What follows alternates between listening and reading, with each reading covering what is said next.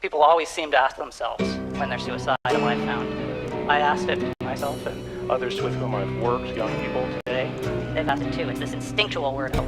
Should I hang on there for just one more bit? For what?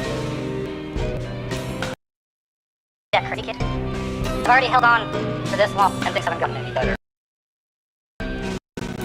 Why would I keep tripping working? Not crazy. My perception was collapsing. It was squeezing out that instinctual hope that everybody has inside them.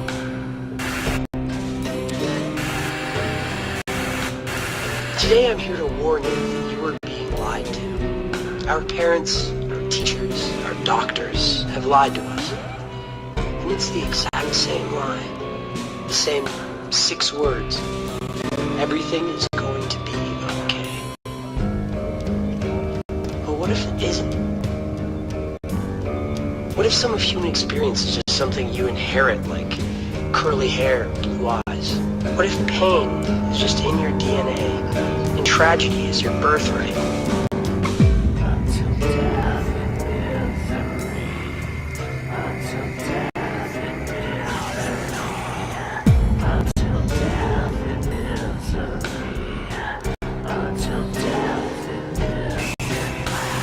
See a wall I painted black. Everyone, I'm none of that. Happy couple paint 'em black. I ain't ever coming back. Fuck your wall, I paint 'em black. Get something, I give it back. Fuck the sun, I paint it black. I ain't never thought of that. It's just misery in me, misery to be. Nothing left for me, I don't wanna see nothing but darkness. Sleeping through the day and night, morbid, so morbid. I'm hovering above orbit. My life is distorted, my love is distorted. I've fallen so far, departed to death and despair. Don't look for me, now I know.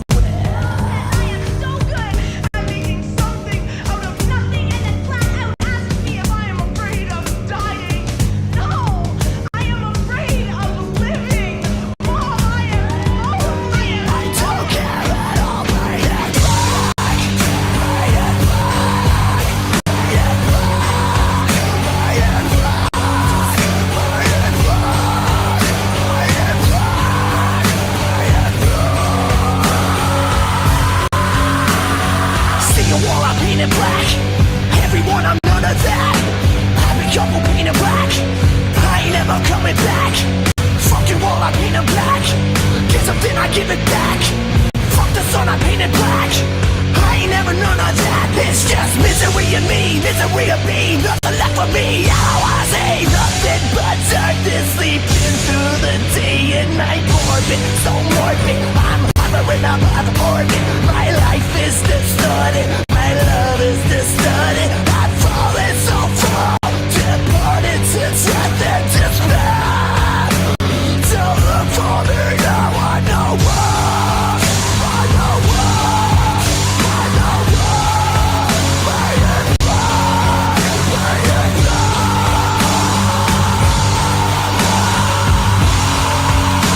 I'll make this so well fucking black.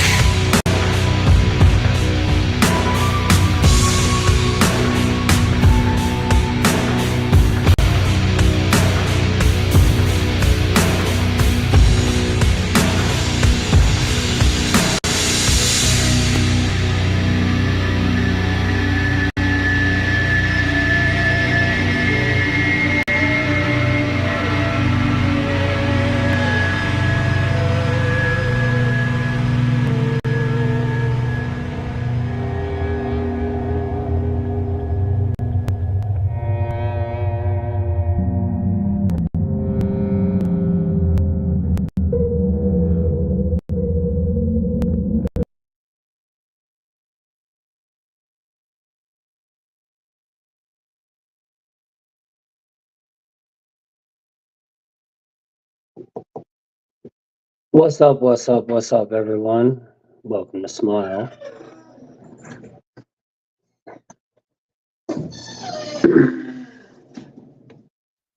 Welcome to S.M.I.L.E, everyone. How we doing today? Hopefully your weekend was well. How you doing there, Savage? I'm good. How about you, brother? Uh, doing okay. Other than I just had to put my car back in the shop. Ah, not good. But today I think we want to talk about. Hey, Hope.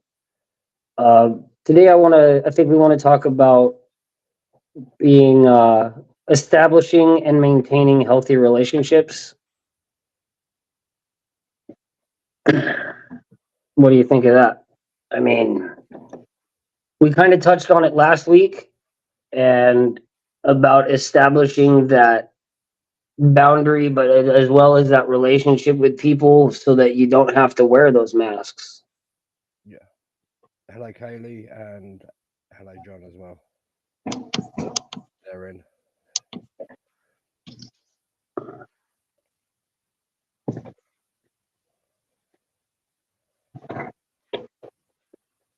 So, maintaining and establishing healthy relationships. I want to hear from somebody else before I just give my opinion on what somebody should or shouldn't do.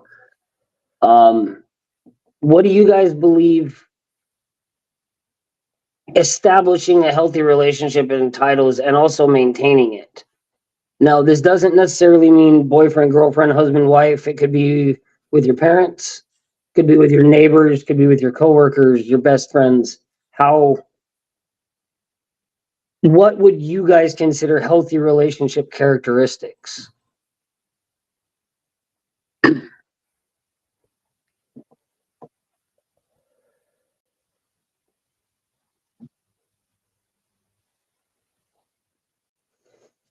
kind of a slower paced show today. I'm sorry. And let me check now. Can people hear me now? Is that better? Yep. There Yep. we go. So I'll do that. John's got one. Communication. Honest communication for sure. Even if it's an uncomfortable subject, you've got to talk about things. Yeah. Otherwise, it can just eat away at you as a person and make you worse. Mentally, physically, everything.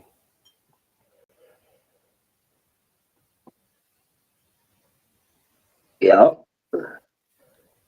But you also have to establish that within your own self, being comfortable enough or feeling comfortable enough with that person to talk to them about it. Yeah. Because if you open yourself up and they're not ready for it, Yeah, I get you. Kaylee said understanding and patience. yes, for sure. Understanding and patience. Honestly, Hope said, as well as that, Kaylee has also said openness, which are things you've just covered as well. John's just put another one here for you. Yeah, I can't see what they're writing. I can just see that they are. Okay. Well, John's put, I believe the ability to speak your mind and being open and yes, honesty is important.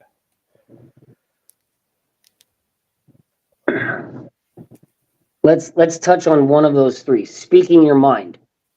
Now, is that just speaking your mind on anything that you feel, or just speaking your mind so that you get it heard, or is it speaking your mind so that your friend, partner, mom, dad, brother, sister, whoever can understand why you feel the way that you do?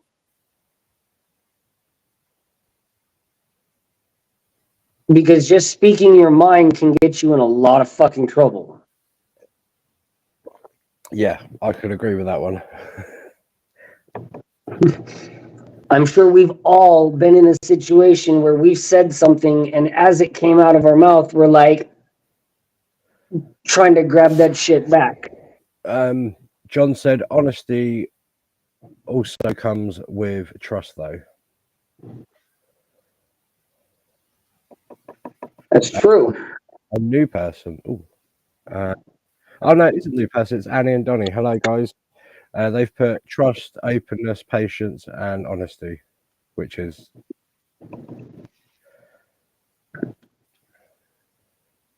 John has just put as well, sorry, just to keep up. Speaking your mind in understanding the terms of understanding.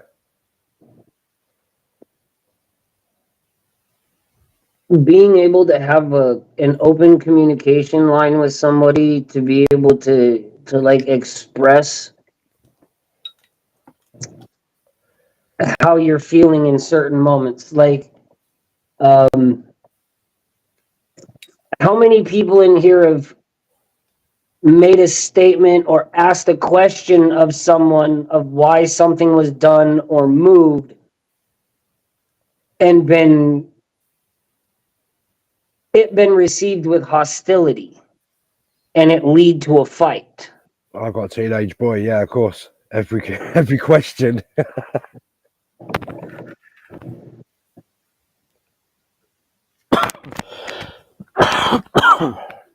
Like, I'll give an example of my own personal life. My wife has been taking some things off the walls because we may wind up moving. Just it just may be beneficial for us to move. I asked why a certain thing was taken away from our wall by our door, and was just like, I just see that it's gone. Why was it moved? And I was met with, well, why does it fucking matter why it was moved? I moved it. And that caused a fight because the attitude caused me to reflect the attitude back. I'm like a ditto when it comes to that kind of shit. You come at me with aggression, I'm just gonna match and intensify. And I don't, and that's one thing that I'm having my hardest time working on, is trying to express before that explosion from me happens that, hey, look, I'm just asking a question. I'm not mad. I'm just wondering. Yourself. I'm trying to defuse myself while defusing the situation. Exactly. Yeah. John did put, sorry, dumb phone. Speaking your mind in terms of speaking your mind to understand something. So it's just to clear that up a little bit more. Annie and Donnie have put a pink waving hand. Kaylee has put all the time from certain people. So, like we were just saying as well.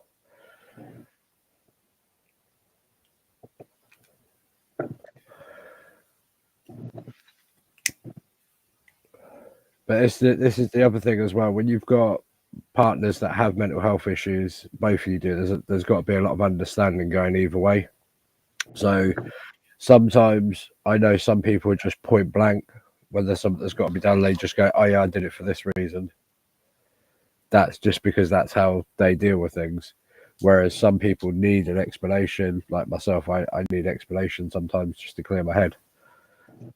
But then sometimes, understanding later on. Yeah, definite situational has a lot to do with it, but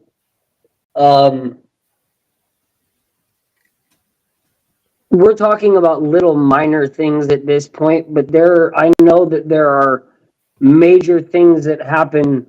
Like, I have a place for my keys, my wallet, my phone when I go to bed, during the day when I'm awake. Like, there's certain places for things, and I have things set in my room in certain places that are mine. Yeah. It drives me nuts when my wife cleans the room and moves my shit because I can't find anything. Understandable. Right? So that's caused chaos before, because I walk in trying to find something. Where the fuck is this at? Yeah. Wrong way to ask the question. I started off aggressively. Where the fuck? Like, it's all about how you approach each situation that helps maintain those relationships with each person. Sometimes you can be jokingly sarcastic. Like, sometimes I'll know she's cleaned and I'll walk in and I'll say it sarcastically, but she has a hard time picking up on sarcasm. Yeah. And a lot of people do. I was going to say, John's popped a message in saying, Tony, I'm the same way. Me and Hope have the same issue a lot. Sometimes it's just,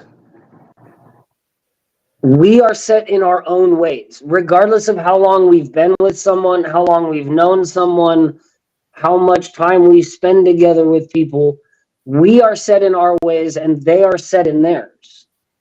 You The said, thing that oh, I this is us as well, Tony. That's what John's just said. say that again. John's just said, oh, this is us as well, Tony. Yeah. Just so you've got a bit of clarification, understanding as well. There is people out there that go through the same. And honestly, that makes me feel like it's not just me and my wife that have these little tiffs that turn into Harley Quinn's 4 to put, 6 if I moved one thing of my ex's games that would be on the floor, he would flip his shit on me. See, and I think that I no longer flip shit, because when I used to flip shit, it was when I had roommates, and shit would come up missing, not moved. And when I got married the first time, I tried to let her know, hey, look, my keys go here, my wallet goes here. If they're not here, I will freak the fuck out. Right? So I tried to establish that early, and I did that with my wife as well. So we've gotten into a pretty good routine in 13 years of being in each other's lives, of understanding how we are. We still argue. We still have our moments, especially in first thing in the morning when neither one of us are fully awake. Yeah. That's always lovely. But I've always realized that no matter how mad we get or I get, once I've calmed down and realized where I went wrong, even if I don't tell it to her, hey, look, this is where I was wrong and I'm trying to just tell you, I fix it myself. John said a lot of our arguments stem from small questions taken the wrong way. And sometimes it's just perception. And that's what's really hard to get within relationships, is being able to see the way that you're, I won't say acting, because that's not the right way to phrase this, but the way that situations are going. If you can put yourself into their shoes for 10 seconds or 3 seconds before you ask a question, or ask yourself, how would I react if I was asked in this manner? I've realized that it can seriously alter the direction of the conversation. If you come off aggressive, just a second, John. If you come off aggressive, you're going to get met with aggression. If you come off weak, other people will see that and come aggression. So it all depends on how would you like to have this come at you. What did John say? That's right, it saves me typing it out. He basically put that Hope was having trouble typing, but I was just about to ask, say, pop out and pop back in. I was about to type it, but she's already done it. She's back in. All's good. Hey, Hope.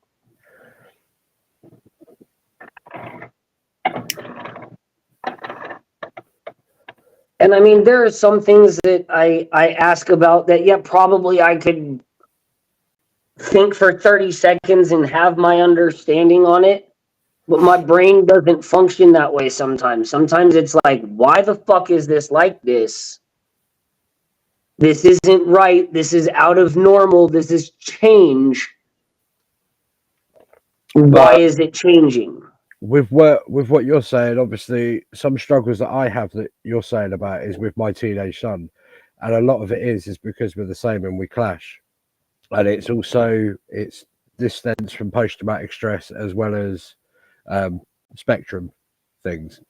So obviously, I'm not saying that everyone should take that into account, but sometimes that adds into these factors extra.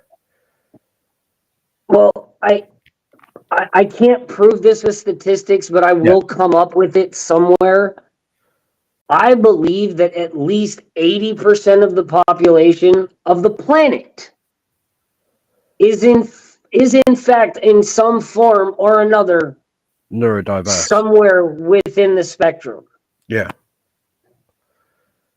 And it's because of interrace marriages between bloodlines, and like it's happening. It's a natural form of what people call evolution. Yeah. If you believe in that, if you believe in the Bible, then you can understand that this is a creation that was created by God for a reason. Right? Everybody has their own things that they can and can't handle completely. What's she got to say? Harley Quinn said, if I go to bed mad, we say we love you and we will talk after coffee. I prefer not to go. Like I grew up with the old adage, never go to bed mad. I can't go to bed mad because otherwise it dawns and stays in my head. Yeah. It actually intensifies throughout the night for me if I go to bed while I'm angry.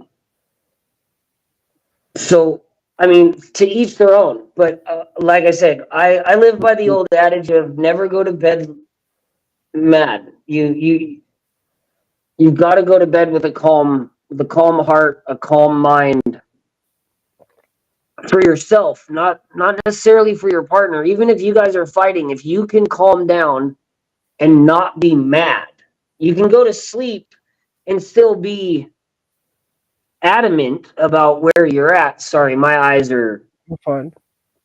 I don't want to put sunglasses on because I feel it's rude because people can't like see me. Well, I'm pretty sure everyone would be fine if you did put sunglasses on. If you have got your eyes are playing up. No one's here to judge, are they? We're all here to help each other. I got pretty nasty light sensitivity from That's fine. fire and. That's fine. I mean, come on, Ozzy rocks his glasses. Yeah, well, Ozzy's a goddamn rock star. He can fucking do whatever the fuck he wants. But one of the reasons that he has them is because he has the same issue as my son, which is Erlin syndrome, which is a sensitivity to light and dark, which is linked to ADHD as well. Chewy says, family. What's up, fam? My kind of off subject, we'll get back to it in a second, but my eyesight is 2016 in my right eye and 2012 in my left eye. So I have better than perfect vision. I see better in the dark than I do in the day. But I can see shit that most people don't. Mm. So my eyes are hypersensitive to light from night vision shooting tracer rounds and explosive rounds and shit. Watching buildings and shit blow up through night vision goggles is not always the smartest idea. Kaylee's just put a message in. You always say good night, I love you, kiss goodbye before work. Never know when and if something will happen. Exactly. And those are good, healthy relationships with your partner. Now, how do we maintain a healthy relationship with, say, our parents? How can you establish a healthy relationship with somebody so that you know they understand your mental health issues? Because we had the conversation last week that we put on these masks for our family, for certain friends, for certain occasions. What if we could have a healthy enough relationship with let's just say one of those three groups? Let's just say our family with our mom and dad, where we could be completely vulnerable and be ourselves around them. What would have to happen from both ends? Like, what would you require as an individual, and what do you believe you would be required to give as an individual? I personally find it hard because I was adopted by my grandparents, so a lot of older people are stuck in their ways. Even when you try and defuse yourself to diffuse the situation, you're still going to come out as the bad person. That's my experience anyway. Sorry, off topic. John says get them glasses on, we don't mind, and Chewy says he normally wears his shades all the time. Sorry, off topic there, but Don't worry. But on the topic, though, I find it hard because my parents are in a different generation. My real parents, there's no talking to them, but other people, there's different relationships with family, so it'd be a good topic for you. Well, I was raised by my grandparents. I was adopted by my grandparents, just like you were. I was born in 1981. I was born right at the end of Gen X, right? But I was raised as if I was born in 1961. Same here. I was born in 88, but I was raised as if I was born in the 60s or 70s. Exactly. Like we were raised by true boomers. Yeah. Because my grandfather was born in 1938. My grandmother was born in 1940. They're both still alive. But John says it's not a topic for me. My mum don't get along when they come to me and mental stuff, and I can relate with that with Smokey as well. They don't. A lot of people don't want to see it. Hope is saying, me and my mum have a rocky relationship. She doesn't understand my mental health, my mental problems. I have to wear a mask for my family. okay, now what I'm going to ask this directly to you. What would it require from your family for you to not wear that mask? That's what I want you to think about. Not that you want them, that they're going to, but what would it require for your family? Like for me, I've told my family, if you want to understand me, research my condition. Research what I've been diagnosed with so you can better understand how I react to things. I hate the fucking sun down here sometimes. But that's what I would like to know is for each individual person, what would it require for somebody that you have a rocky relationship with? What would it require from that person that you believe it would require? Not that you're ever going to get them to do it, but what could they do to truly better understand you, and what can you do to help them understand without it seeming like you're trying to make them succumb and just be accepting. You don't want to be accepted, you want to be loved. There's a major difference. I can be accepted by people all day long. I don't give a shit. But if I lose the love of somebody I need, that bothers me. Yeah. But sometimes, like Hope says, you have to put that mask on around them sort of family who don't understand. And I understand that. Believe me, I understand as well as anybody sitting in this conversation right now. We all understand because last week was a phenomenal show. That show, wow. Like I've been complimented by people who have watched it afterwards and been like, "Holy shit, dude." So what would it take for people to understand you?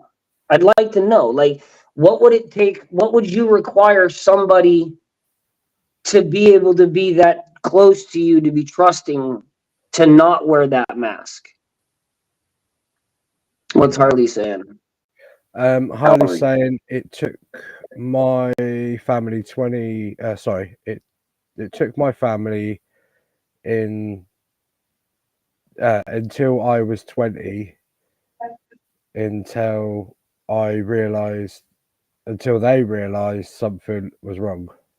So it took 20 years for a family to realize and start believing it. Sometimes it takes a while. Yeah, Hope's understanding. Kaylee says, my mum is not an issue. She may not understand everything, but she allows me to be myself. I answer what I can, and she is a Google queen.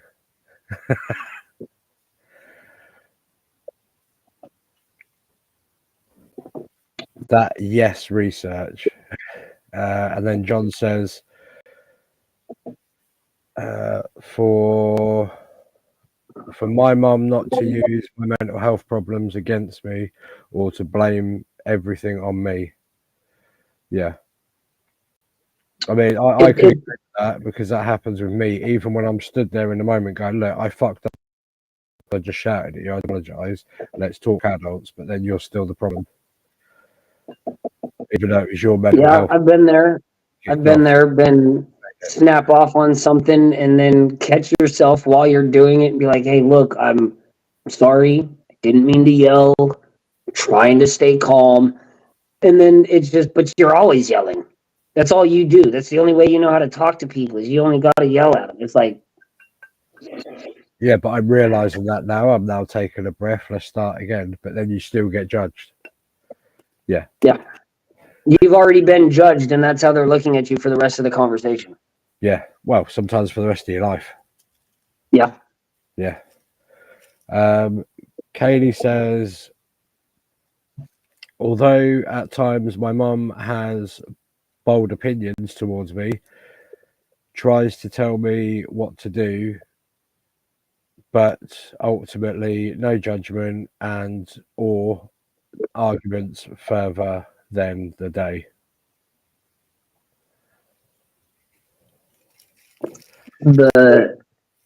My sister was like that. I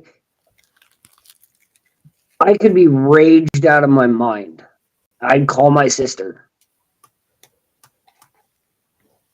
and just the non-judgmental that came from her, the love that was still in her voice all the time. There was never a, hey, you need to quit calling me when you're like this.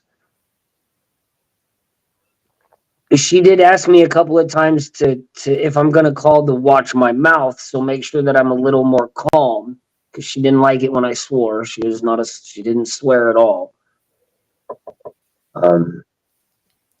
But she was the only person in my life that I can honestly say was 100% non-judgmental to me. Yeah. And to everybody she met. Harlequin says, my aunt that adopted me was trying to raise me by the Catholic books. Oh, I had that too from my grandparents. So yeah, it didn't work. The priest was a wanker. We won't go any further. I believe forced religion doesn't work. No. I believe that allowing a child to go to church and then at an age make that decision whether they want to continue to go or go to a different church, or I wholeheartedly believe in that. But I also believe that I believe religious family values. religious upbringing can be good, but it can also be very bad. Yeah. It's that scale effect again. John's put, I think this is to what you were saying earlier. Yes, or even if you're upset for a valid reason, they blame you. They blame your health issues. Yeah. Or the way you react to it. Just the way you react to it. Not even necessarily blaming your mental health issues, but it's because of your mental health. Sorry, that's a little muffled. It's because of your mental health that you react the way that we do. The snappiness, or the questioning, or the bluntness, or the lack of communicating how we feel because we're afraid to be judged or told that we're overreacting when we're perfectly calm. Hope says, sorry, I thought you finished. No, go ahead. Go ahead. I just hope we're saying, felt my sister has always been there. Apart from that, we've got unseen shadows with the ghost emoji and love to join. Hello, boss. What's good? Sorry. Quick, let's act busy. Our boss is watching. All right, let's actually talk about a subject. No, we were anyway. Yeah.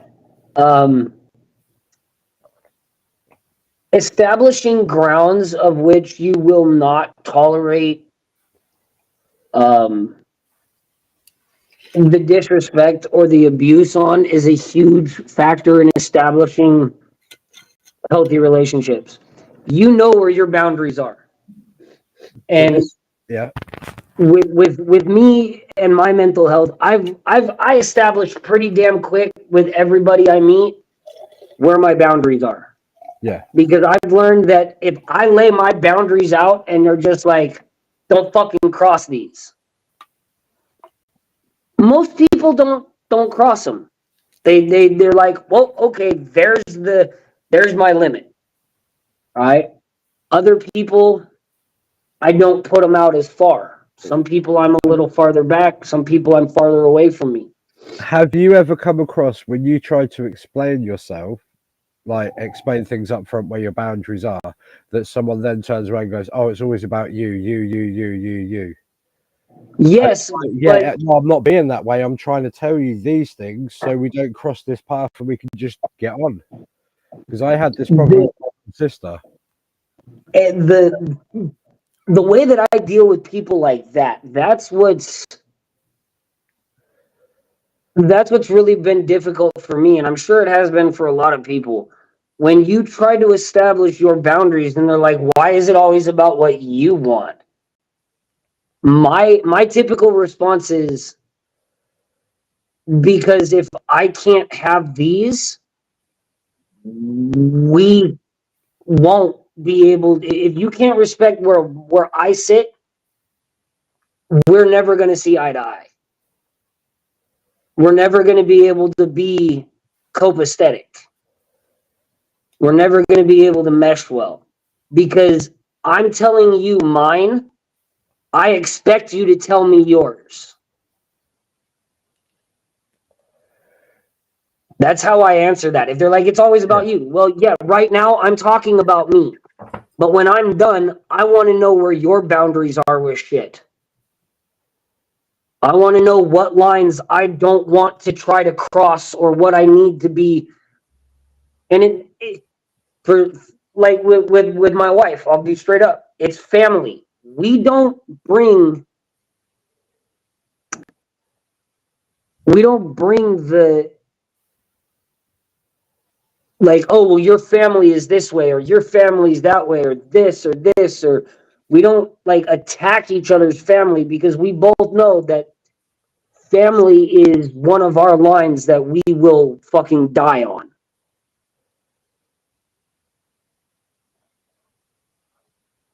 Sorry, I'm just trying to talk to our boss who wants a link. So I've got to You're good. You're good. Hope said, I feel as if I can be abusive sometimes. Sometimes that happens with mental health when you snap, but as long as you come to terms with that's going on, and you can healthily talk to someone and go, look, I don't want this button pressed because I'm gonna snap.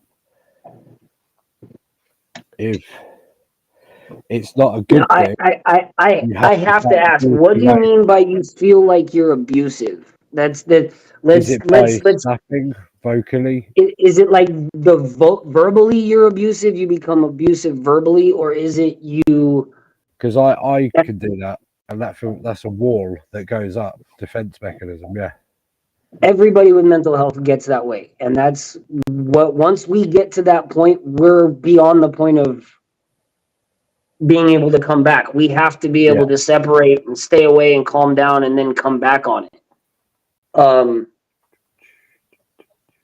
But if you feel you're being abusive by telling people your boundaries, I believe that that's because people have never respected your boundaries, or the people that you've expressed to, hey, look, this is really touchy for me.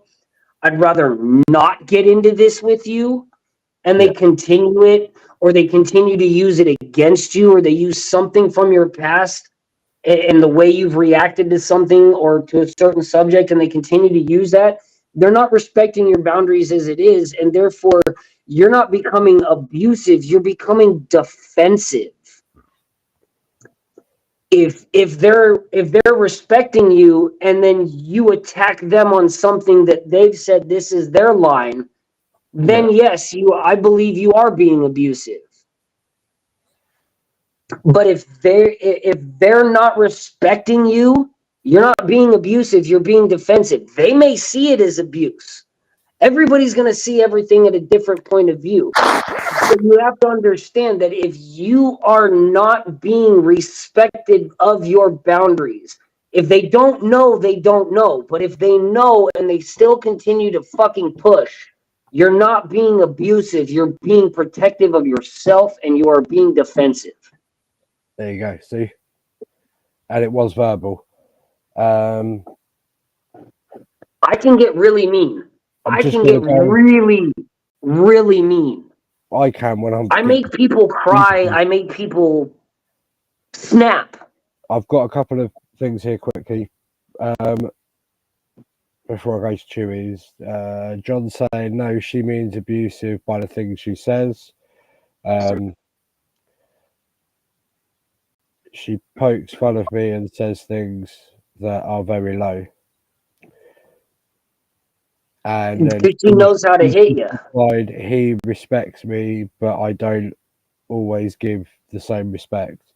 Now, I can say that with my son's mental health, sometimes he can become an evil person, same as I can, by snapping and saying the wrong thing to someone because of that defense mechanism.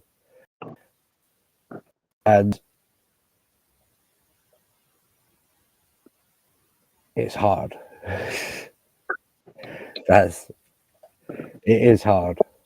But it's the case of when it's between me and him, once he's calmed down, he will talk to me and he'll go, look, I messed up though, I shouldn't have said that. And I do the same. But I can tell you a lot of the reason why he does that. What's going on, boys? Did that ever happen? Did that ever happen between you and your grandfather? All the time. That's how he trapped me all the time. I was the one that just took it. But what I'm saying is, did you guys ever, you guys would butt heads? Yeah. And then he'd be over domineering and he'd never come back and admit where he was wrong. No, whereas I've always sat there and gone, I messed up here, this, because I've tried to teach him the right way. And that's the difference between the way we were raised and the way we've raised our sons. Because I do the same thing. I have snapped off on my son. I've said some brutal shit. I've screamed in his face. I've been nose to nose with my son. And after an hour, after I'm done with my shit and he's taken it, I will walk in and be like, hey, look, man, I crossed the line. I'm sorry. I shouldn't have done this, this, and this. Can we talk about, so I can understand that you understand I snapped because of this reason and I took it too far with these things. And him and I, we've talked, and that's one of the things between the way I was raised, because my dad, it was punishment. Go think about what you did. Don't do it again. There was never a sit down. Punishment. I can't do punishment. I end up snapping because because I'm trying to understand and explain. I've only had to spank my son once in his entire life. And I've only popped him in the mouth once his entire life. Very young, dropped the F-bomb in the back of the truck, popped him 2 fingers across the mouth. He got an attitude, swung at his mom with a toy, whooped his ass. Haven't had 2 cents. I yell, I get aggressive, never have been physically abusive. I don't cut him down and like call him fat or lazy or stupid or shit like that. But I'm like, you're acting dumb. Fucking 17, 18 years old and you're acting like you don't know what the fuck to do with a goddamn broom. Oh, yeah. Like, come on, man. Chewy's just put, there is no boundaries, there is no trust between people, and then there'll be no common ground or understanding of mind or where you stand. You're absolutely right. If there's no boundaries, then there's no respect. There's never going to be common ground to be able to find. Exactly. That's actually quite a good point. I've just sent the link to our boss, so our boss might be joining us. Donny Storm says, "What's going on, boys? It's good to see you in here, Donny." Oh, I have been on this so long, and that's from Will. Shout out to Service Pilot, the real one. Oh, yeah, Donny knows about some of the stuff my boy's been through, and even said for his age, it's a lot. But yeah, John says, Tony, just for reference, so you know, me and Hope are a couple. I think he's established that by now, bro. He wasn't. He might have been born years ago, but yeah. I may have been born during the day, but it wasn't yesterday. Harley Quinn has put, that's all so comes from split personality that some people suffer from. Now, split personality and disassociative individuals is a completely different thing. They've tried to lump them in as the same thing. Post-traumatic stress can seem like them things as well. Sometimes, yes, PTSD causes DID typically, not split personality. Split personality is typically it's a true. I won't call it mental health. It's a true psychological disorder.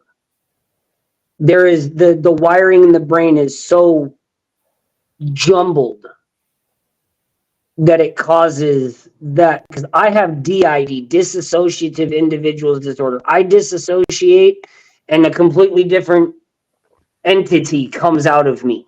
Yeah. And I don't know sometimes which one it's going to be. It could be my peaceful, happy-go-lucky stoner one. It could be my raging, violent combat war veteran. There's no telling. Sometimes it's bad, sometimes it's good. For the most part, though, it's kind of a jumble of everybody in a day. I jumble around and disassociate from basically life. Just so you know, John's got 3. He says, "See, Hope cuts me down like that, like what you were saying earlier." And then per Donny Storm's put, "Good to see you, big man." He's talking to me. Good to see you as well, Donny. Hope you're enjoying your holiday. John says, "I was hoping so, but just to be sure, you know better not to assume." And then John also put, "I have split personality disorder." And then Hope said, "Borderline personality sucks. I don't split per se, but I'll lash out and not remember." Yeah, I can go days and not realize that. Like, I've gone to bed on a Monday, and the next thing I know, it's Thursday. But I've got 3 days of shit that I did.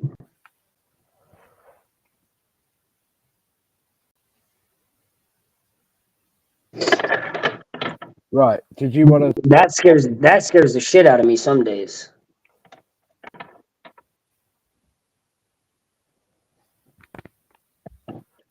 But back on topic of maintaining and establishing healthy relationships, without establishing your personal boundaries and accepting their boundaries, and then seeing where those boundaries cross so that neither one of you hit on them, is a huge factor in any kind of relationship, whether it be friendship, whether it be partnership, whether it be business, whether it be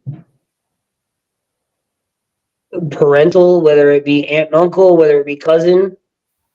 Everybody's like, oh, my cousin's blood. Yeah, but can you talk to your cousin about anything? Couple of them, yeah, but that's because you guys established that relationship and those boundaries years ago without realizing you were doing it. Kaylee, I have. Why don't you check yourself? And also, John, John says I've done that. I hate losing time. And Hope says, where is it? Here we go. How the fuck do I cope with losing so much time? I I've come to realize that a lot of the time I lost, I actually dream about eventually. Sometimes you'll have a dream that feels so vivid and so real. When you wake up the next morning or a couple hours later, if it's a nap, you're just like, did this just happen again? Did this really just happen right now? Like, I remember this. I know this happened. I've had that happen where my brain is reopened and been like, yeah, well, this is something you said or something you did or something you're probably going to want to remember. Yeah. And I have no idea why they do that. Kaylee L says I want to get tested, and my therapist wants me to test for ADHD. But I wondered if there's more. Also dealing with and so right, she's added a bit on here. With an ex with multiple mental disorders. I mean, I go get the test for ADHD, but tell her you want to be tested for PTSD and um, other mental health disorders so that you can truly find out why certain things are certain ways. Well, Kaylee knows me, so I'll give her some help with that as well. Yeah, get her some information. Harley Quinn says I also have a foster sister I can talk to, but not my blood family. Hey, blood may make you related, but loyalty and respect make you family. Yeah. I cannot ever state that more. Blood may make you related. You may be related to somebody through blood, but loyalty proves who your family is. I got more John, family that aren't related to me and don't look like me than I got that are blood related to me. John has said the same as myself. Not myself, but I agree with what John said. 1 minute. Private messages are going off. Yeah, 1 minute. DJ Shadow. 1 minute.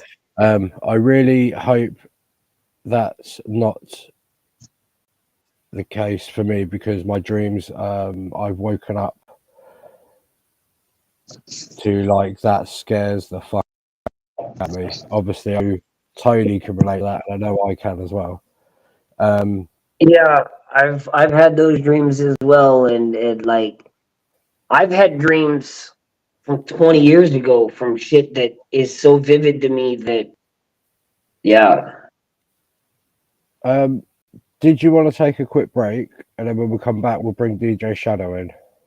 We'll have a quick Yeah, meet, sounds good. And we'll run about another half hour on this episode and then we'll run that. when We'll we get bring back. DJ Shadow back in as well because he Sounds wants good. to get on this topic. So we'll speak to you guys shortly. We're just going to go for a music break. The song you heard before was Kid Crusher, Paint It Black, and the song you're about to hear now is a new one by Bad Look called After Hours.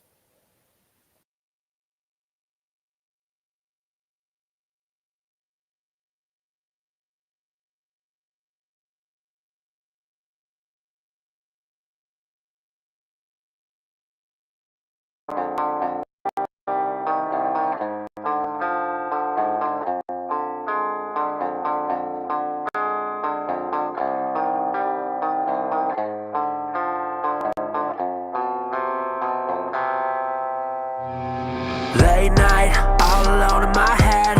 My thoughts are killing me. No sympathy for these white lines. All alone in my bed. My body's killing me. Restless in my dreams.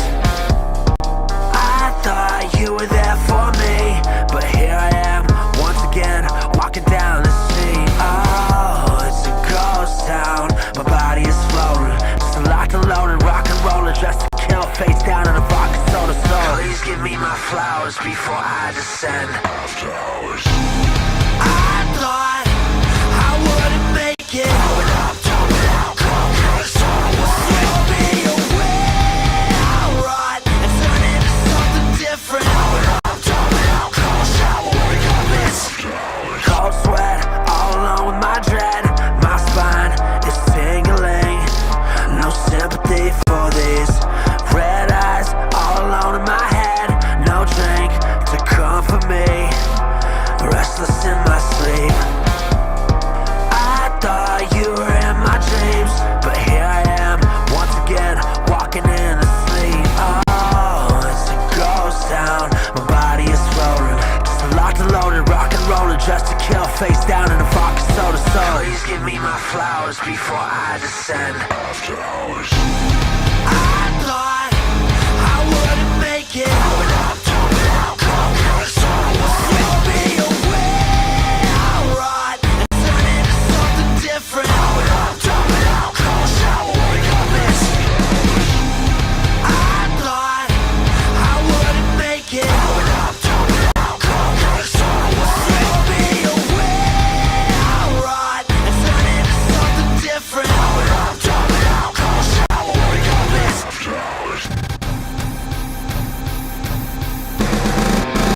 I've been zoning, I've been out here rock and rolling, locked and loaded, I'm just out here fucking goaded. I've been zoning, I've been out here rock and rolling, locked and loaded, I've been out here fucking goaded. I've been zoning, I've been out here rock and rolling, locked and loaded, I've been out here fucking goaded. I thought I wouldn't make it.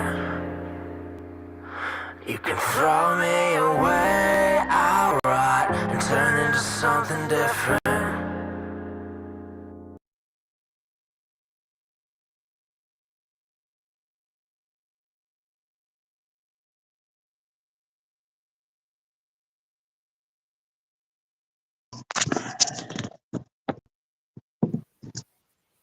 What is up?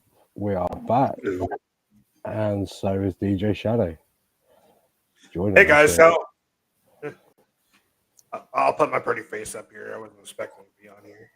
So thank you guys for letting me on. You guys been doing a really good job. I just want to say something. Kaylee's been asking me to re-add her. I added her, and then she blocked me. I'm confused. Do what? I'm confused. Kaylee, one of the lasses on here who I know, asked me to re-add her and check my request. I did, and then I've just been blocked, so I'm confused. Oh well. Obviously, she's been hacked, but oh well. All right, Yeah, so I hear what you guys were talking about. The last thing you guys were talking about before you went on that amazing musical journey back to commercial. Yeah. You guys were talking about people not having family that is blood that they can rely on. A lot of people stick to that story. Well, I'm going to tell you right now, BTMX. You've just gone quiet, homie. You've just gone quiet. You need to get a new wire.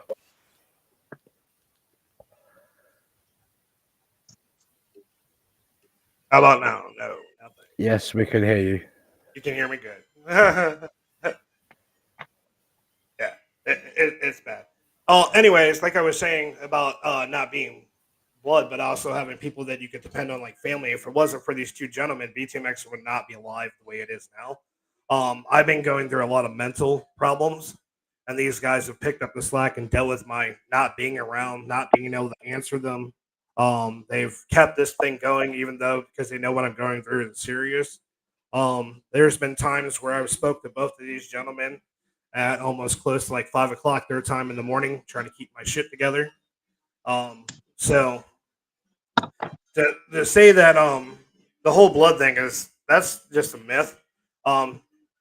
Who's your family is who you build as a family, and it's somebody that no matter how much shit they give you, or you give them, they're not going to just turn their backs on you. That's what true family is. And a lot of blood family members have this whole thing of where they try to hold certain family members to a certain status. And I'm telling you right now, that's where it breaks up a lot of families because instead of having understanding, they just have one way they want to see things. Because I've seen Kurt go through a lot of things with his family. There are a lot of the shit where they want to hold him to a certain standard. He gives them what they want, and yet it's still not good enough. And that goes for a lot of us. And it's not fair. That's why that you need to go out and build your own family. And once you find people like these two gentlemen and the team that we have, those are the type of people that you're gonna piss off. You're nobody's perfect, but then the people that don't run away from you in your darkest times are the people that you don't want to keep pushing away. Because you got to remember they're human too. There's only so much some person can take, but at the same time, if it wasn't for gentlemen like this, who put their love, heart, and spirit into something that they didn't even start, shows you a lot. I didn't mean to take over your show, so go back, Tony. It's your show, not mine. No, this is perfectly fine. This is all part of the S.M.I.L.E mentality. Remember, everybody, this show is called S.M.I.L.E for a reason. It's not just some funny acronym or just some name that we came up with off the top of our heads. This S.M.I.L.E was created by my sister. Tell everyone what S.M.I.L.E stands for. S.M.I.L.E stands for S is for serving others. That's exactly what I'm doing right now with this podcast. Make memories. I'd even say I'm making memories right now because we're creating a platform for people to feel comfortable to come and talk about things that they're not comfortable to talk about with other people. I personally don't know of any mental health platforms that are operating the way that ours does. Most of them is a therapist or somebody sitting there giving an explanation of what this condition is and how to deal with it and what you can do. Trying to guide somebody just by basically reading from a pamphlet or a fucking book. And sometimes Obviously, a book is not everyone. And not to cut you off, Tony, but you know what S.M.I.L.E reminds me of, and Kurt can tell me if I'm wrong, but it reminds me of what Juggalos used to be. Where you didn't judge somebody, you didn't fuck them over, you listened to everybody's story because everybody had a story to tell, everybody was respected. It's just simple. S.M.I.L.E. He came up, you and your family came out with this motto, and it has the letter I stands for I am not alone. That is something you need to tell yourself every day. I am not alone. L stands for love life, meaning love the life that you have. As hard as it may be or as good as it is, love the life that you have. It's the only one we got. Right? And you're some fuckboy. And then E. E is probably the hardest for all of us to do when you look at the words that I'm saying. Enduring to the end. Endure to the end. Yeah. That's what we've been doing our entire lives up until this point. We've been enduring. We have lived. We have survived. We have pushed forward. We have thrived. We have failed. We have cried. We have lost our mind. We wouldn't be who we are and stood where we are now. all of us, even people in the chat. Enduring to the end means never giving up, regardless of how hard it is. And that's the hardest thing for everybody to do, is to continue to put that foot in front of the other and walk. The smile was created so that people could get to understand each other better. Because when you serve somebody else, the feeling you get for doing it, and the feeling that they receive, maybe they turn around and they're able to help somebody. Maybe they can, you mowed somebody's lawn, and now they can watch their neighbor's dog while their neighbor goes on vacation for 2 weeks. You know what I mean? You help somebody, now they can help somebody else. They can serve somebody else. You allow them, by serving somebody, you've made a memory of what it felt like to do that service and to make somebody else feel good and to feel good about yourself for doing it.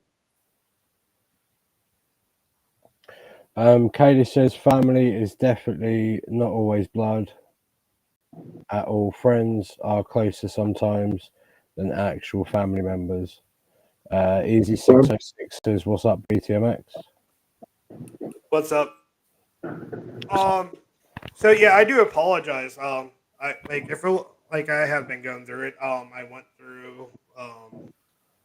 I thought keeping it to myself. If ever anybody's seen the post that's been going around where the counselor's watching and doing a review of a thing where the guy's talking about he loves being there for people. He loves helping them, but he doesn't feel like he should have the right to ask for people for help because he feels like a burden. I think a lot of that has to do with the biggest thing is in males. We were basically raised with that persona. If you had emotions beyond anger, you were weak. I think that's where another reason why a lot of guys are just another stat on the list of killing themselves. And me being almost one of them, if it wasn't for these gentlemen, being straight up. And know that here that you will never be judged for what your past is. Because let's say if you're an addict, I was a heroin addict for 11 years. I got sober. I had to. If you've been beaten or mentally beaten or physical beaten, welcome to the party. Each single part of my team has been through the shit ringer of life. Know that you're not alone, like he keeps saying. He's not telling you to smile. He's telling you to understand the letters of smile, so it can help you get one step closer to understanding yourself more. And if the biggest thing I'm finding out in humanity is that we're born ignorant. We're taught to have compassion. I beg to differ, because if you see young babies together, there's no prejudice, there's no hatred, they just love being around each other. We are taught to be intolerant. We are taught to hate. We are taught to think differently. We are taught to think that, oh, well, because they look this way, they're like that. They look this way, they're different than us. We're taught that. Inherently, when we're born, we love everything and everyone. Why do you think every baby wants to pet every fucking animal they come across? They're not afraid to pick up spiders. They're not afraid to play in the dirt. They might be afraid to touch the grass sometimes, but I'm still trying to figure that one out. Oh, my son's afraid to touch the grass. But babies are not taught intolerance or ignorance. We're taught ignorance. We're not ignorant to start, because as babies, we're the perfect embodiment of love and joy. It's as we grow up and the experiences we have that turns us into these hardened assholes and bitches, as they want to be called. But everybody gets what I'm saying. We go through things, and by the way we're raised and the environment in which we're raised has a lot to do with our ignorance or our acceptance. I hope so. She's been 6 years clean from meth. Congratulations. John says 20 years clean from meth and 12 years from opioids. Congratulations. I got 17 years clean from cocaine. You were riding the white pony, Tony? Yeah. Nay. Yeah, I can see him like dressed up like fucking the tiger, like Tony Tiger. Just sorry, I didn't really do it. No, Great. I I dabbled in the full extent of snow-capped mountains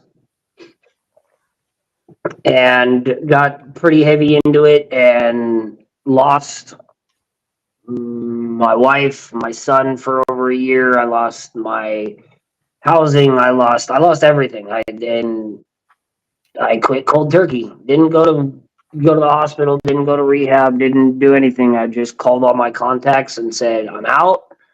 Don't bother me for it. Don't call me for it. Don't offer it to me. And for about the first 2 years of my sobriety, I didn't go out into public at night. I didn't go to the bars. I didn't go to where I used to go. I changed the people I hung out with. I started going back to church. Just little changes that allowed me to maintain my sobriety. So anybody who goes sober, whether you've been sober for 15 fucking minutes John says or you've been sober for 50 years, congratulations. Well, guys, I'll be right back. I want to tell you thank you for letting me on the show. Guys, pay attention to this. If you guys need help, don't forget to ask. We will, if you guys need resources that are local to you, email our team at btmxeast@gmail.com. We'll look up as best we can. Simple things make life easier. So don't forget, if we don't know if you need help if you don't ask. All right, I'm gonna let you guys go. I got some stuff I got to do. I just want to stop in and tell these two gentlemen thank you in person. Because I give them so much shit. You just don't understand what these guys go through. email address in the bottom as well. So definitely, guys, keep up with the stream. Know that you're loved here, and I'll see you with the rest of my team later. Peace out, bro. Love ya.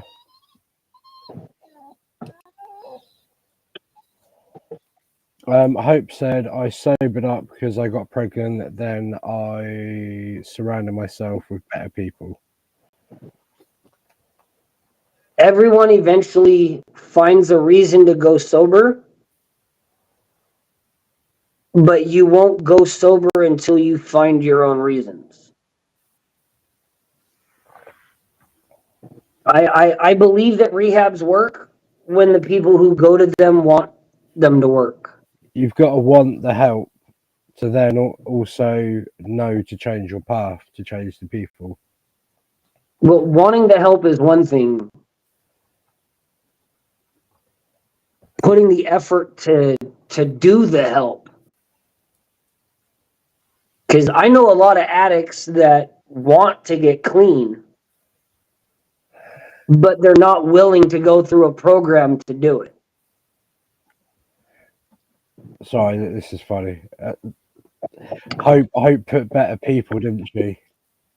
John's just put, you call me better people. Ah, that's sweet, baby. He also just put, my reason was for walls and a locked door. Yeah. Instead of four walls and a sliding bars. Yeah. Yeah.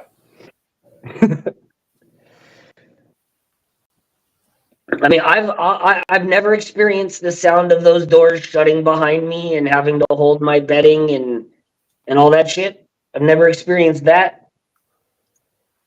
But I did experience going into the military and walking in with a bag full of shit and then them handing you another bag and saying, yeah, just leave your shit here. We'll take care of it.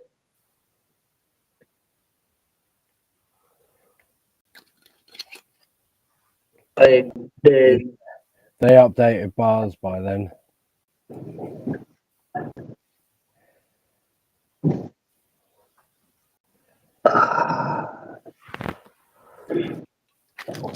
So the updated bars by then. Say that again. Yeah, they updated bars by then. That's what John said.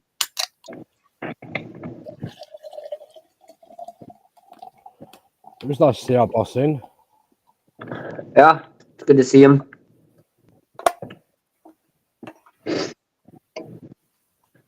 He still looks like a French fried lobster. Ginger Gandalf. Well, he doesn't tan; he burns, and I did 2.5 years in and 2.5 years on paper. oof. Yeah. When I went to bury my sister, a really, really good friend of mine who would actually be very involved in this show right now, if he hadn't gone and done something that got him arrested, and he's looking at 15 years. But it happens. Some things may not make sense in life, but sometimes everything happens for a reason. He's looking at attempted murder charges. They're trying to slap him with attempted murder for the way he handled the situation. Well, So, me, yeah. me and Smoking a cult leader they tried to hold down like that. You've met the cult leader they tried to hold down like that.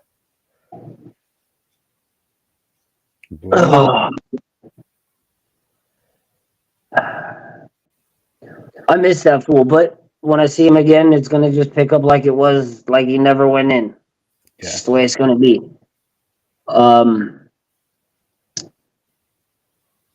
That relationship, a lot of people would think, hey, it's unhealthy to have a relationship with somebody like that. I met this fool in a mental health group. This is the thing. If I'm not ride or die with somebody like him, what good am I to the rest of the mental health world, right? Yeah. Why am I sitting here talking about friendships and helping people with mental health issues if I abandon a friend like that because he made a mistake? And this is where that saying of mine comes in. Everybody's going to hurt you, but it's finding the ones worth hurting for. And that's from Bob Marley. And this is the thing. Sometimes with people like that, I mean, you get judged. I mean, I get judged because of people who I speak to and I help. I don't necessarily hang out with or get involved with, but it's because I know they're a lost soul. Do you know what I mean? You're willing to help those that need it. Yeah. When it's, you know you're going to get hurt and you know you're going to get fucked over, but you still do it because you know there's good inside them and you're hoping that one day you're going to help them. Do you know what I mean?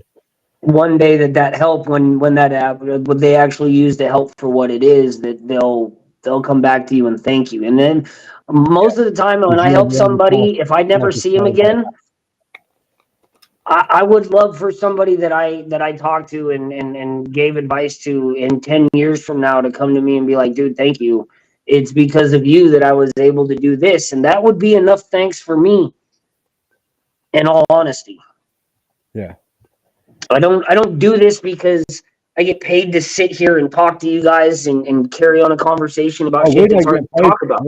We do all this off our own back just because we and even if I was getting paid for this, that wouldn't be the reason I'm here. Right? Like if we got full sponsorship and we were getting massive sponsors, that wouldn't be the only reason I'm here. I wouldn't be here contractually. I would do this whether I lost those sponsors or I didn't, because I didn't promote them correctly on the film or whatever. I wouldn't care. I'm not doing this for monetary reasons. I'm doing this because I care. Yeah. We do this because we care. John said, my nephew just got 10 years for aggressive assault for defending himself in a bar fight.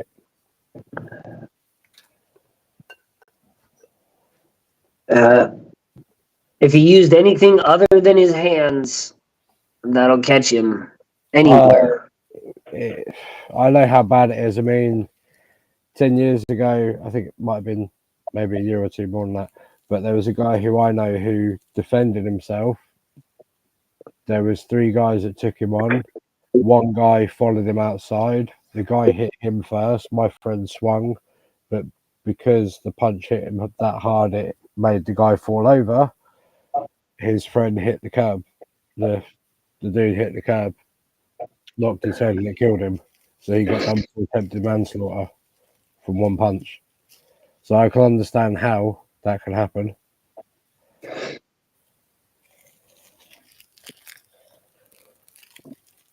Yeah. And that's the thing. He was just defending himself. There was originally 3 guys, but only one come outside.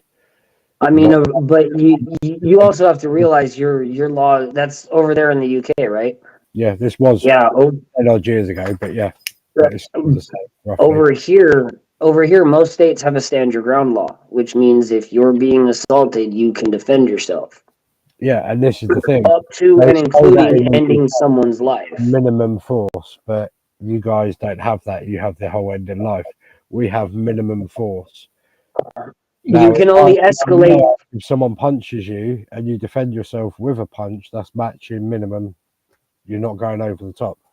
Yeah, you don't pull a knife if somebody punches you. You don't pull a gun. Not that many of you guys can pull a gun in a fight, but You say that, there is a lot. oh, I know. That's why I'm like these gun laws they want to pass here in the States. They think that they're going to stop criminals from having guns. They're criminals for a reason. They don't follow the laws. What makes you think they're going to follow that one? Yeah. Sorry, I'm speaking to our boss again. And the last country that allowed that the police and military were the only ones with guns kind of had a really bad ending for a lot of people, didn't it? Yeah, a lot. I mean, 6 million of one, hundreds of thousands of others. Yeah. It's kind of a thing. I think they called it World War II. Hey, off topic, but what do you do when, what does that say? 2 seconds, sorry, I apologise. Our boss. This is what I was about to say. Hey, off topic, but what do you guys do when it feels like you're verbally attacked? You're being verbally attacked, but you're not. Myself, I take a breath, and before I go to snap, I try and ask the person to elaborate on what they're saying, because then I could just go, look, what you've just said, that's gonna make me snap. Can you please explain a little bit more what you mean by what you're saying? And then try and take a breath or two while they're explaining.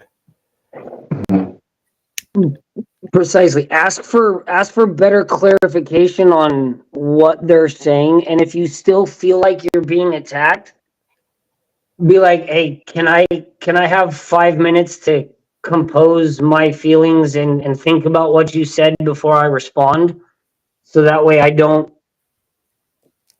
trigger you?" Yeah.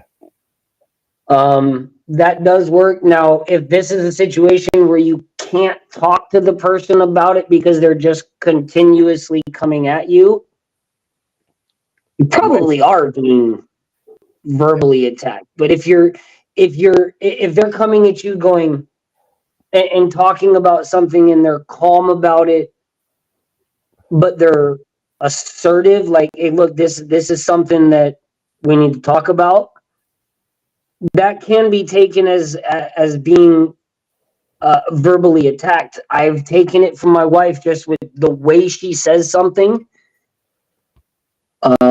Sometimes it's the inflection in their voice, and all you need is a better clarification as to what they meant. A lot of people are like, "Excuse me, what the fuck did you say?" That's not always the best response. This just kind of goes back to where the beginning started as well, where it was the certain way things are said sometimes. We're coming back and forth. Exactly. Ain't that amazing? Hope has just said thank you.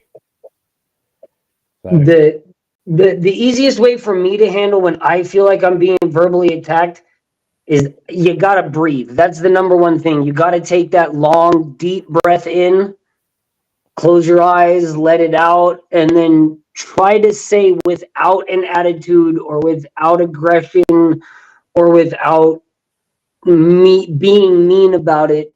You've got to be able to ask a question about what they were saying without making it come across as you saying, fuck you, that's wrong.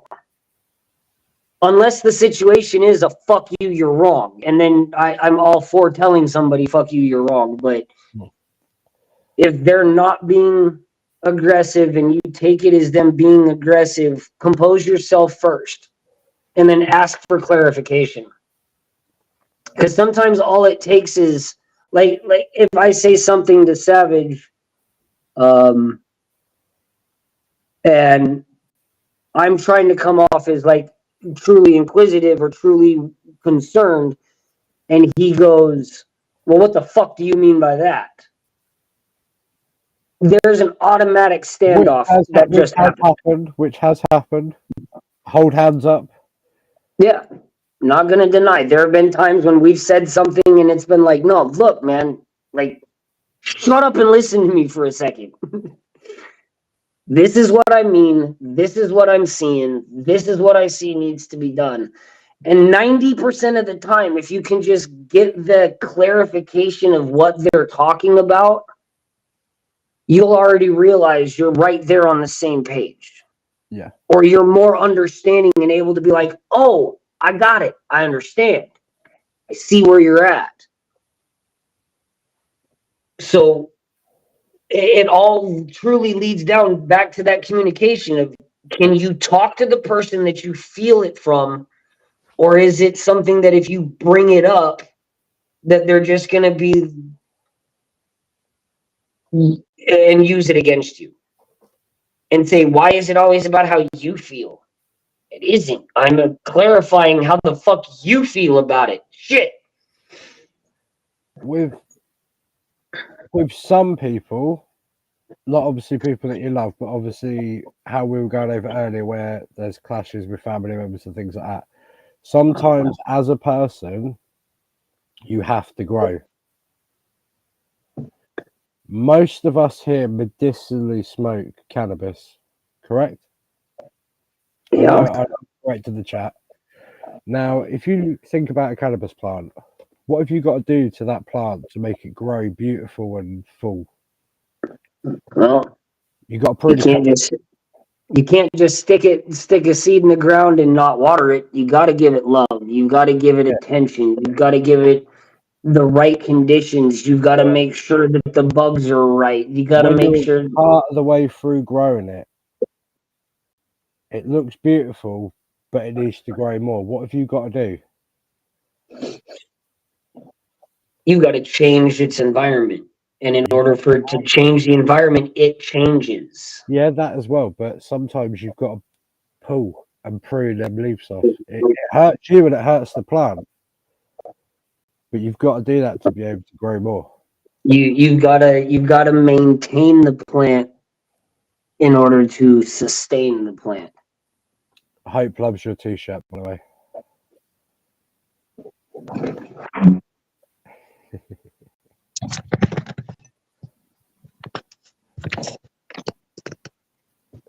Oh, I'm matching shorts. Now you've made her jealous. I bet you. That is dope. I'm gonna tell you right now, my wife bought them on Shein. That looks quite good quality. Like $25 for the whole $25 for the whole set. Just want to clarify, Shein is not one of our like sponsors. No, not at all. Not at all. But it is where she gets all her outfits for her modeling and her bikinis and her everything that she does comes from Shein. I hope so. That's and I mean this setup was like $25 total. That's not bad. And it's good quality. It isn't really heavy, but it's not real thin either. And the shorts are like swim trunks without the netting in it, so they're real thin and comfortable. That's right, Pat. Hoper said that's dope, and then she put Panda get out of my head.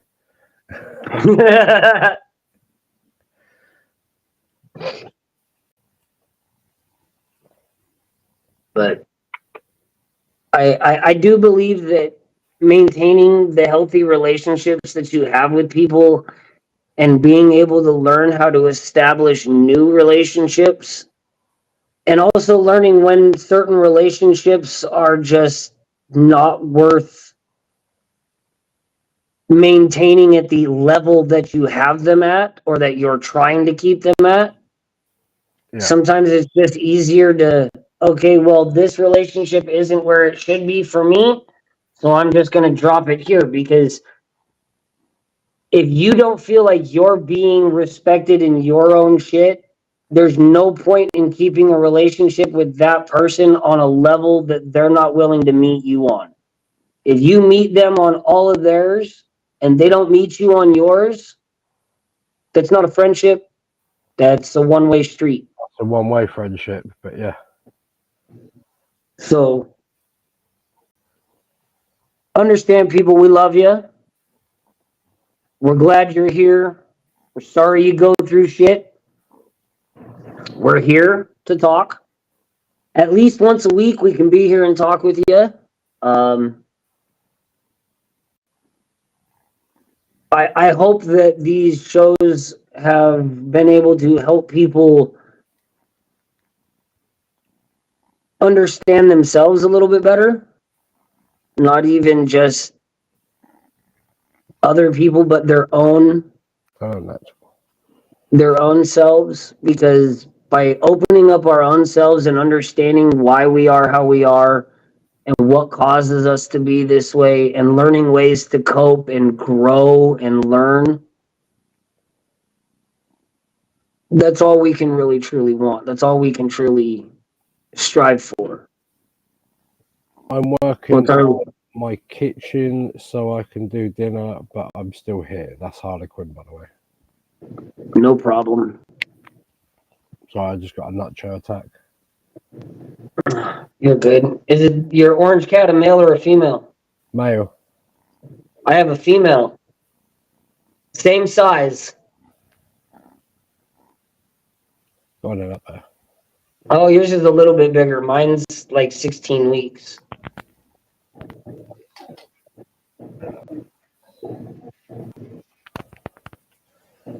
You want another one? I'll ship it to you. No. That'd be like Schrodinger's cat at that moment. When I go, oh no, you got my can. Go. Move. That'd be like Schrodinger's cat at that moment. Well, life is like Schrodinger's cat. Bed. So you keep kicking the can, stupid dog. Hey, life is like Schrodinger's cat. It is. So you like that, and that was Schrodinger's. That was going to happen. No, I think that was Murphy's Law coming into effect there, brother. Last week was definitely Murphy's Law. Oh. Trying to get the show started and everything needed to update right at the same fucking time. We were a couple of minutes late, but it was okay. We're still here, people. Not like last week. So, folks, once again, thank you for showing up. Thank you for sticking around. I think we got one more song on the exit. I've added another one just in case we needed a break, but there's two to play us out on to kind of calm people. Well, I'm not quite ready. I'm gonna put it out here right now. If you've got something you want to smoke and you want to smoke with us, let's smoke right now, because I'm gonna fucking take a dab. I told you we're smoke friendly here. Hey, babe, you want to take? Yes, beautiful. You want to partake? Yes, please, beautiful.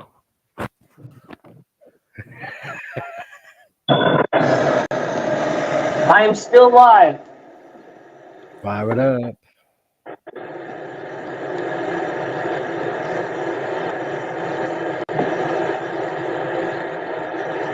Well, how about while you're doing it, I'll play one of the songs. Is that right? I can't hear you when this is running.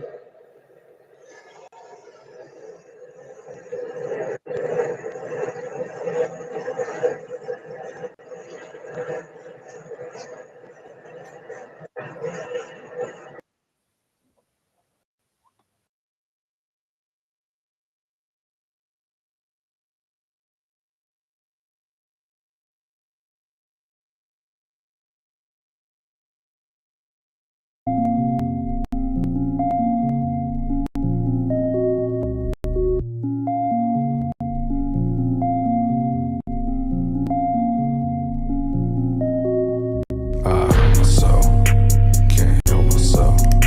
Been up so long, can't feel nothing else. Pain in my eyes, gun to my brain. The voices taught me, say that I'm insane because I hurt myself, and I can't heal myself because I hurt myself. I hurt myself. I woke up like fuck today, man, I'm going back to sleep. This alcohol that's on my breath, been there about a week. In a hole so deep, climbing a hill so steep. Been in the mud way down, now that shit's waist deep. Got suicide on my mind, getting used to the thoughts. I cannot press rewind, I'm getting used to the dark. Losing my shine, I like fades, I cannot feel the spark.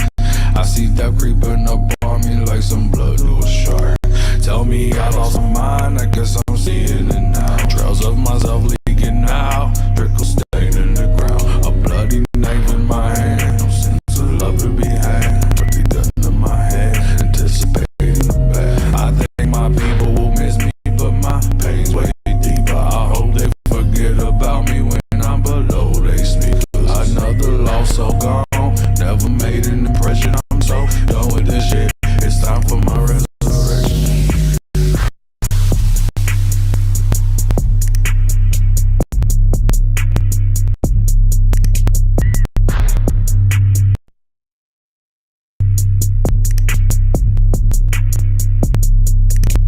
I hurt myself, can't heal myself.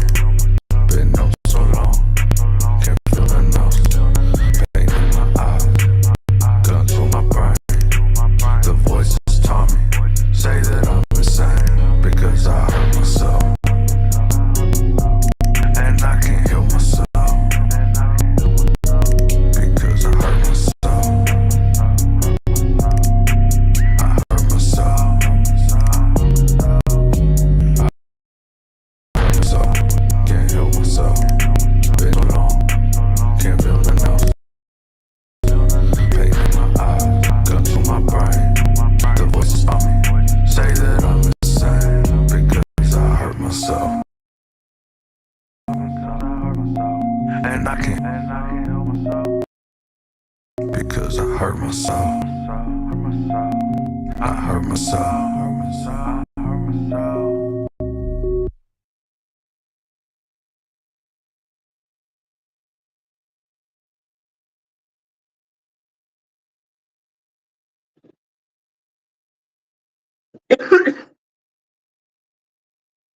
Ah.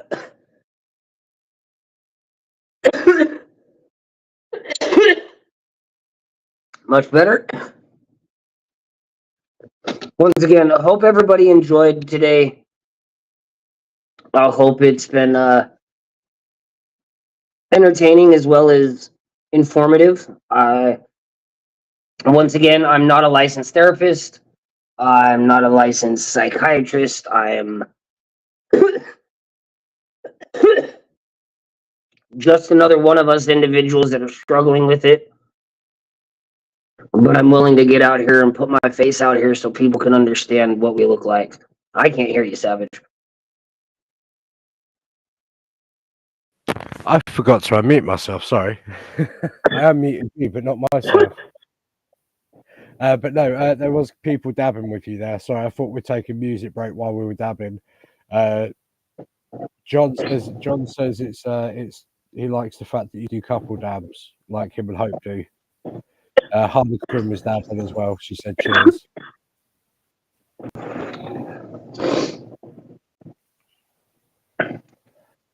What what kind of quality does everybody get? Because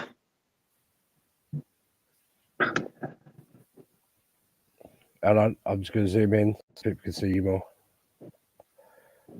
There you go, nice and big on TV.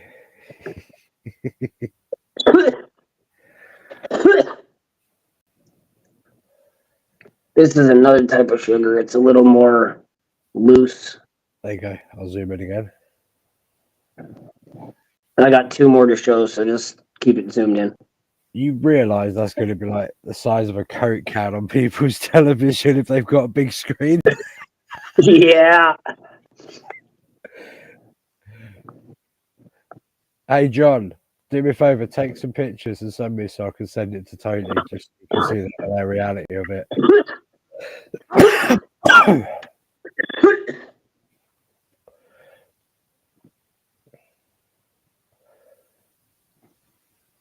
I'm jealous. I've only got bun. Here's the quality of my bun. I can't even smoke bud anymore. It just doesn't do anything to me. Let's come back this size, and then you guys can kind of see my bud quality. It's actually pretty good.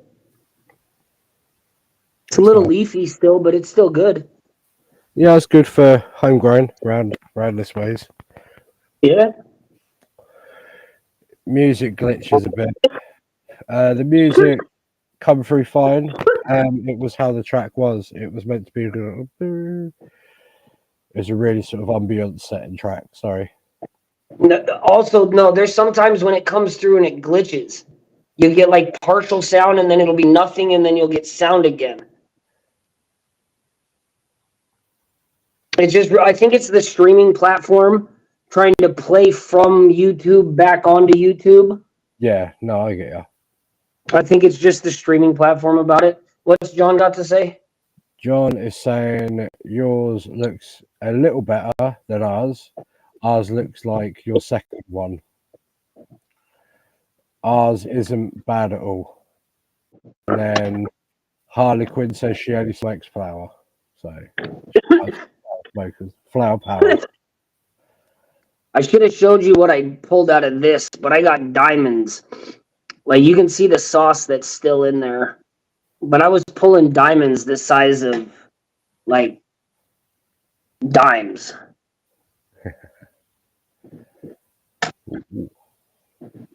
Next would be calling you dime bagged arrow, okay? No. People actually, my nickname for, 20 years was Smoke. Well, funny you say that. John's nickname was Smokey. They wanted to name me Smokey, and I was like, no, I'm not the bear. Oh, he is. He is a bear. A big bear. Then it fits him. They wanted to name me Friday. Now, do we have anybody watching right now from the States? Or are they all out there in the UK? Smokey's from the States. Harley Quinn's from the States. Hope's from the States, obviously. Okay. So, y'all remember a TV show called Dragnet?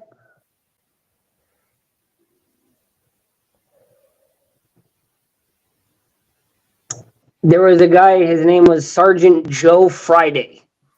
All right. My friends wanted to call me Friday because they said every day with me felt like Friday because it was just nonstop fun.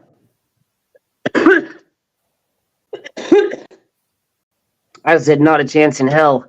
I grew up with a show where the cop's name was Friday. Ain't gonna happen. I'm so used to Friday, as in Friday after next Friday, Friday. You know.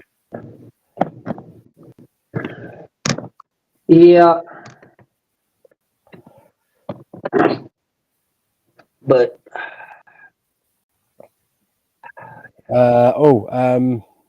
Smokey says we're from Minnesota, and yes, I do.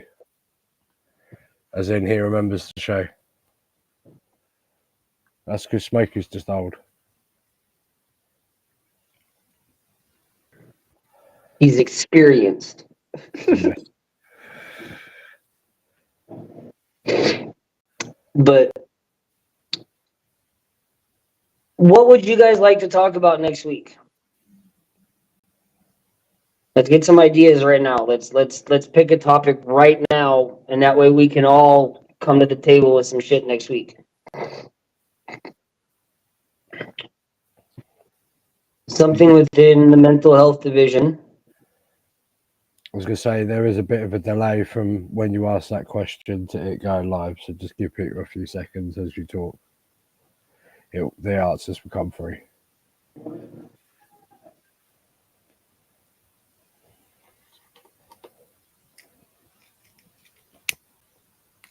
Because obviously last week we did masking.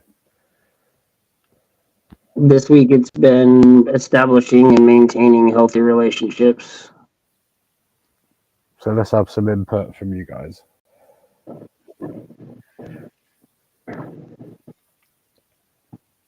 Because Tony's really appreciating you guys actually getting involved and being here. And I appreciate you guys for coming here and supporting my homie. It really makes it a lot easier for me to be able to keep the discussion going when I have other input from people that are willing to at least listen. I like the fact that people have an opinion and you can bounce off ideas yourself, as well as not just that, some solidarity in yourself to know that you're not alone.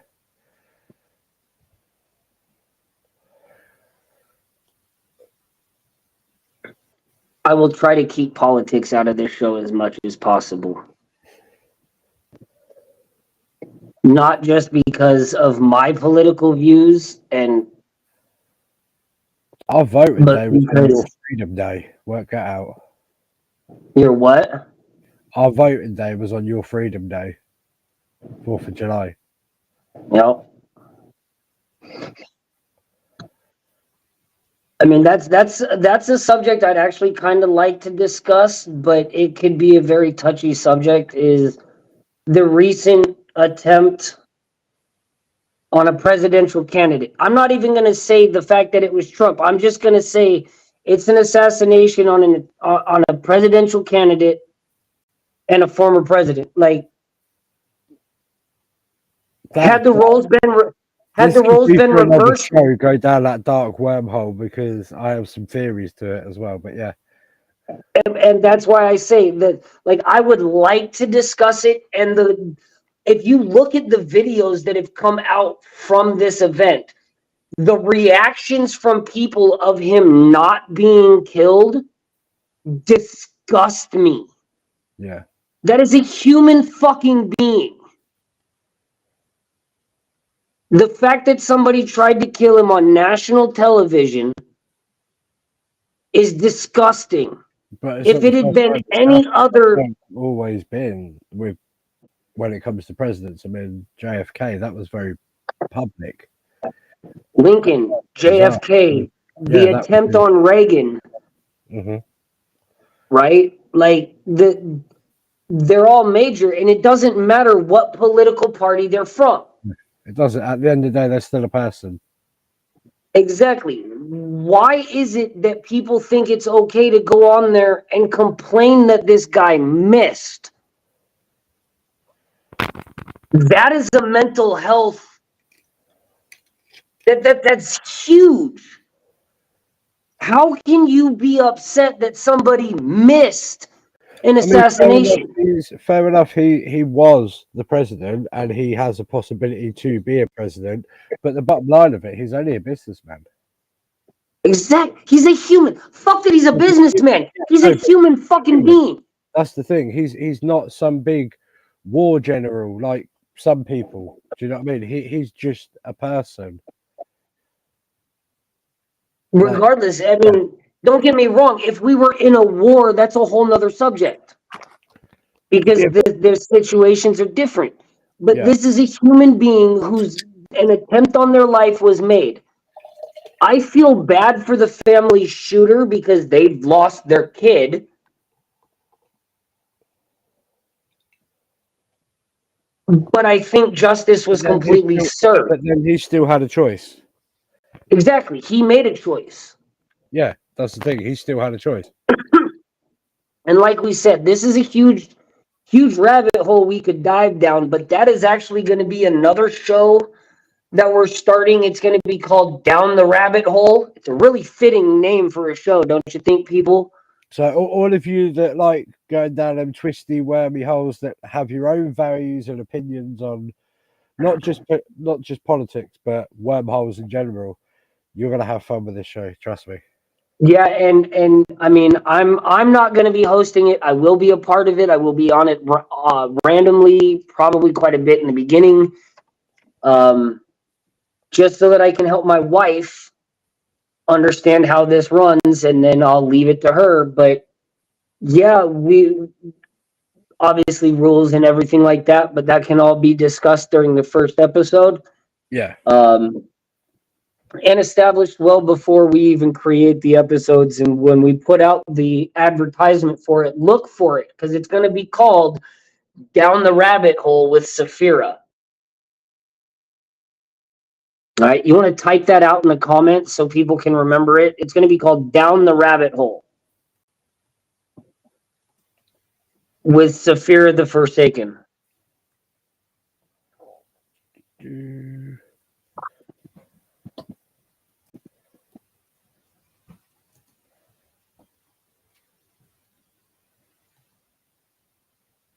Hey, I appreciate you guys sticking with us. I mean, we've been here almost 2 hours, and kind of right now we're just kind of brainstorming. So, I have had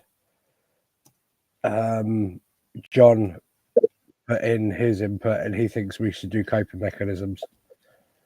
coping mechanisms. That's actually phenomenal. Coping mechanisms and the dangers of coping mechanisms in certain types. I think that's a really good topic, John. I really do. Because there's good coping mechanisms, there's good coping techniques, and then there's harmful techniques.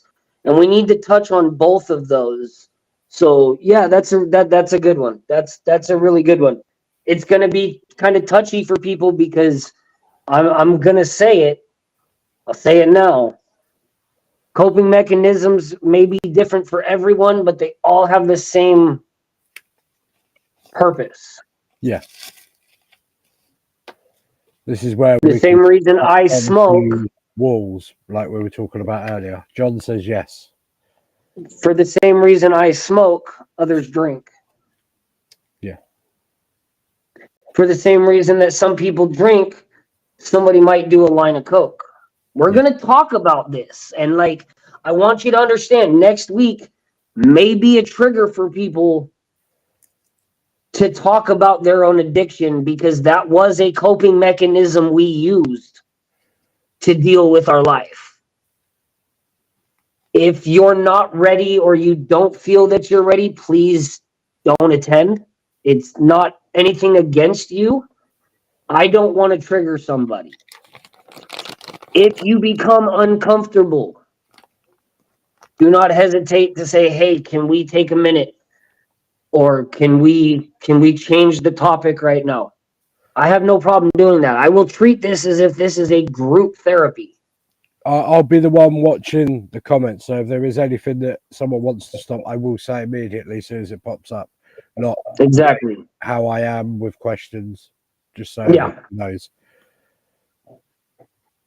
That's one of the things that I want you all that are watching and listening in and that are here to understand that this is a safe space. We may touch on some fucked off shit, but if it's too much and you want to stay around, we will change the subject.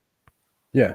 We can come back to it, or we can avoid it altogether. And take a sun break, something, anything. Yeah. We're not just going to be like, oh, well, we're going to talk about it because just because you don't want. No, we're not. I'm not like that. No, because I'm not a licensed therapist. I value can't every do viewer. anything like that. We value every viewer, everyone that wants to stop in and talk. We value you, so why would we want to put you in a situation where you're not going to want to come back?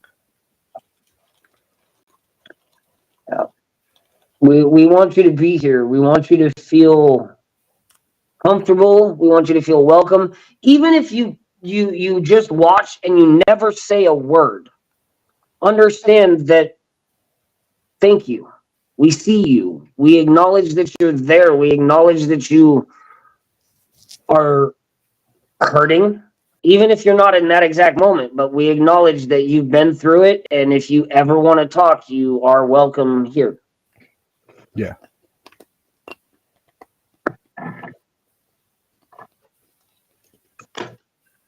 But we're sitting at almost, like I said, almost 2 hours. This has been amazing. Again, people, thank you. I never thought that I would reach the kind of We got up to 9 today, and then it's been fluttering between them, but we've had solid 5.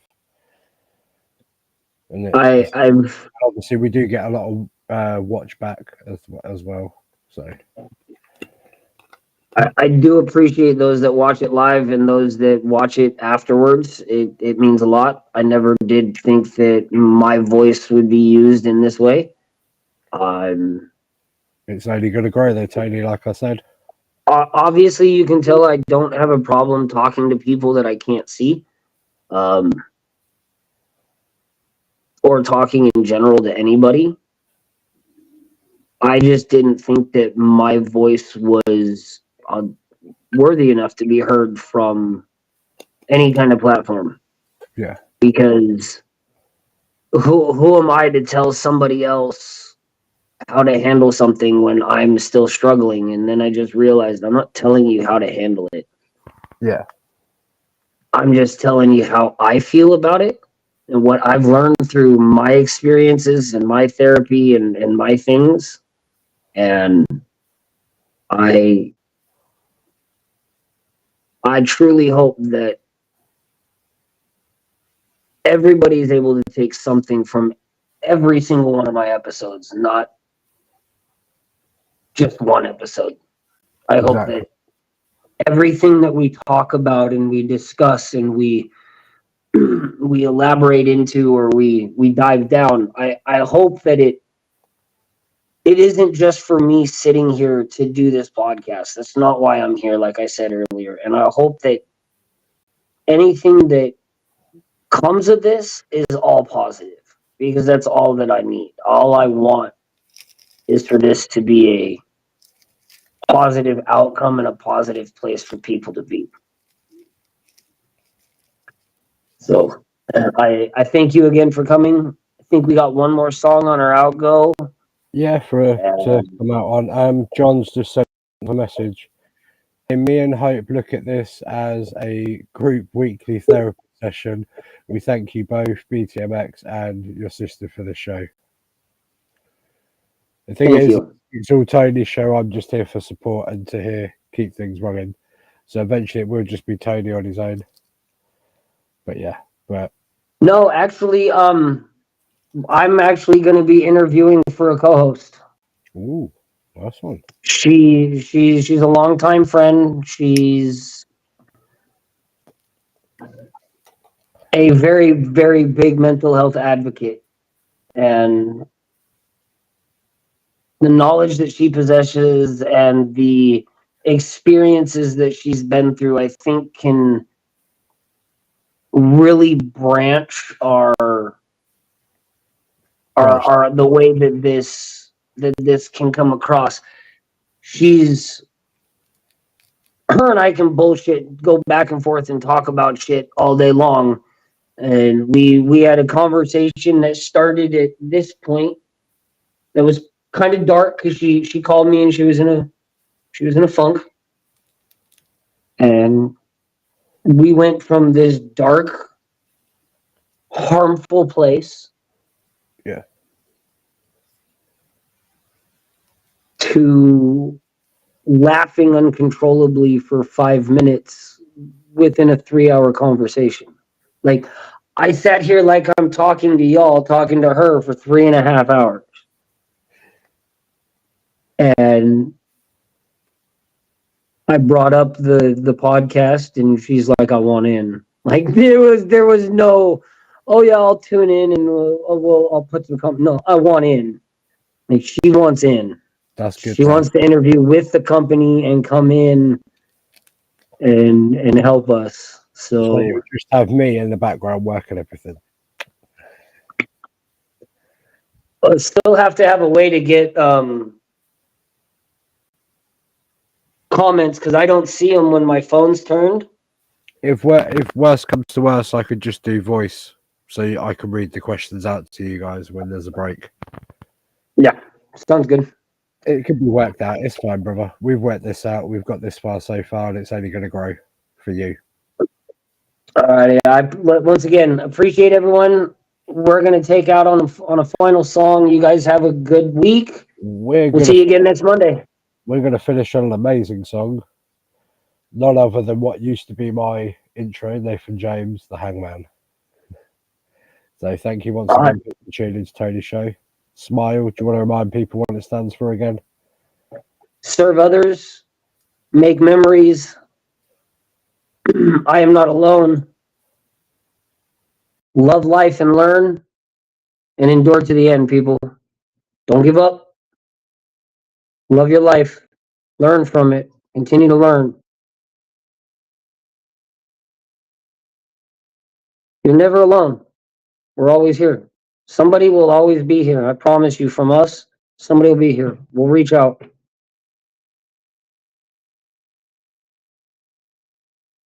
Make your memories, make them last, and serve somebody that needs some help. Be surprised what serving other people can do for your own mental fortitude and your own mental uplift. I know that me being here has actually helped me. So thank you for letting me serve you guys once a week and sharing your experiences and your opinions with me. And I want to say from us here over here at BTMX, we love you guys, and we'll see you next week.